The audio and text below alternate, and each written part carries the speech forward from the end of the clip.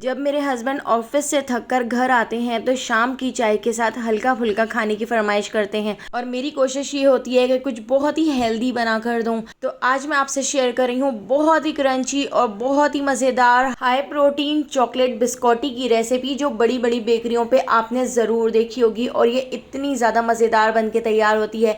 तो इस मज़ेदार से चॉकलेट बिस्कॉटी को बनाने के लिए मैंने यहाँ पर पॉरेज फूड दलिया, ये जो हम सुबह नाश्ते में खाते हैं, तो 1 कप हमने यहाँ पर वाइट ओट्स ले लिए हैं। तो इसको मैं पहले मिक्सर ग्राइंडर के अंदर ऐड कर देती हूँ और हमने इसको पीस लेना है, इसका पाउडर बना के तैयार कर लेना है। तो हमारा मिक्सर ग्राइंडर थोड़े छोटे साइज़ का है, तो मैं आधा आधा करके इसको पीस लूँगी, इसका पाउडर बना के तैयार कर लूँगी। इसको मैंने इस तरह से बिल्कुल बारीक पीस लिया है, इसका पाउडर बना लिया है। और पाउडर बनाने के बाद अब हम इसको छान लेते हैं। तो मैंने एक बाउल ले लिया है, उसके ऊपर एक स्ट्रेनर रख लिया है और स्ट्रेनर से छान कर हम इसको एक बाउल के अंदर ऐड कर देते हैं। इसको छानने के बाद एक बार दोबारा से मैं इसको नाप लेती हूँ। तो हमने 1 कप यहाँ पर पॉरेज फूड ले लिया है। तो पॉरेज फूड या दलिए को हमने एक बाउल के अंदर ऐड कर दिया है। इसके साथ ही अब हम इसके अंदर ऐड कर देते हैं 2 टेबल स्पून कोको पाउडर और हाफ टी स्पून मैं इसके अंदर बेकिंग सोडा ऐड कर देती हूँ। 2 टेबल स्पून हम इसके अंदर मिल्क पाउडर ऐड कर देंगे। मिल्क पाउडर ज़रूर ऐड कीजिएगा, बहुत ही अच्छा फ्लेवर आता है। 1 पिंच सॉल्ट ऐड कर रही हूँ और इन सारी चीज़ों को हम अच्छी तरह से पहले मिक्स कर लेते हैं।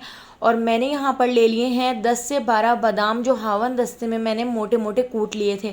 तो 10 से 12 बादाम भी कूट कर हम इसके अंदर ऐड कर देते हैं। इनका भी फ्लेवर इसके अंदर बहुत ही अच्छा लगता है। अगर आपके पास ना हो तो आप इनको स्किप कर सकते हैं। तो इन सारी चीज़ों को मिक्स करके हम साइड पे रख देते हैं। अब मैंने एक दूसरा बाउल ले लिया है और उसके अंदर हम ऐड कर देते हैं 3/4 कप पिसी हुई चीनी, यानी कप का मैंने 75% हिस्सा लिया है। सारी चीज़ें हम इसी कप से नाप कर ऐड करेंगे। इसके साथ ही 2 टेबल स्पून या 50 ग्राम मैंने इसके अंदर बटर ऐड कर दिया है। Half tea spoon vanilla essence add करके इसको मैं अच्छी तरह से मिक्स कर लेती हूँ। हमने इसको इतना मिक्स कर लेना है कि बटर और चीनी अच्छी तरह से आपस में मिक्स हो जाए, बटर थोड़ा सा मेल्ट हो जाए और चीनी इसके अंदर पूरी तरह से डिज़ोल्व हो जाए। तो देखिए इस तरह से अच्छी तरह से मैंने इसको फॉक से मिक्स कर लिया है। अब इसके अंदर मैं ऐड कर देती हूँ तकरीबन 2 से 3 टेबल स्पून नीम गर्म दूध। तो दूध आप बिल्कुल भी ज़्यादा ऐड नहीं कीजिएगा, क्योंकि हमने बस इसी बटर के साथ इसका आटा गूंद कर तैयार कर लेना है। तो दोस्तों यहाँ पर मैं आपको याद दिलाती चलूँ, अगर आपको मेरी रेसिपी अच्छी लग रही है तो लाइक करना बिल्कुल भी मत भूलिएगा, और अगर रेसिपी अच्छी नहीं लग रही है तो आप इसको डिसलाइक भी कर सकते हैं। और मुझे कमेंट करके ज़रूर बताइएगा कि आप मुझे किस सिटी और किस कंट्री से देख रहे हैं, ताकि मैं आपका थैंक्स कर सकूँ।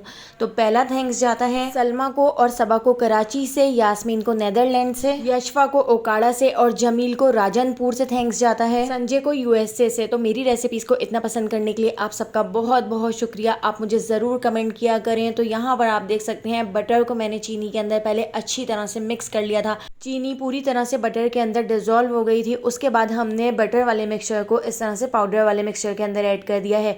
इसके अंदर मैं 2 टेबल स्पून गंदम का आटा भी ऐड कर रही हूँ और इसको हम अच्छी तरह से मिक्स करके इसका एक हार्ड सा डो बना के तैयार कर लेते हैं। इसका हम एक आटा गूंद कर तैयार कर लेते हैं।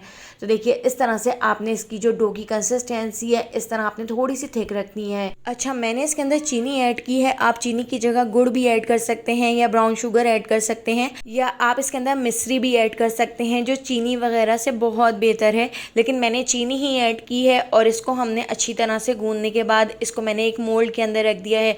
इस तरह से इसको हम सेट कर लेते हैं।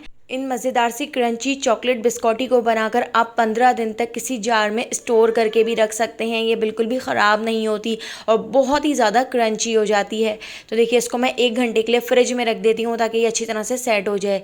इस तरह सेट करने के बाद अब हम इसकी कटिंग कर लेते हैं। तो आप जिस तरह से भी इसकी कटिंग करना चाहें आप कर सकते हैं। मैंने इस तरह से लंबाई में इसकी कटिंग की है। एक प्लेट के ऊपर मैंने बटर पेपर रख लिया था और बटर पेपर के ऊपर हमने चॉकलेट बिस्कॉटी रख दी है। पतीली को मैंने 15 मिनट पहले गर्म करने के लिए रख दिया था। पतीली के अंदर नमक डाल दिया था।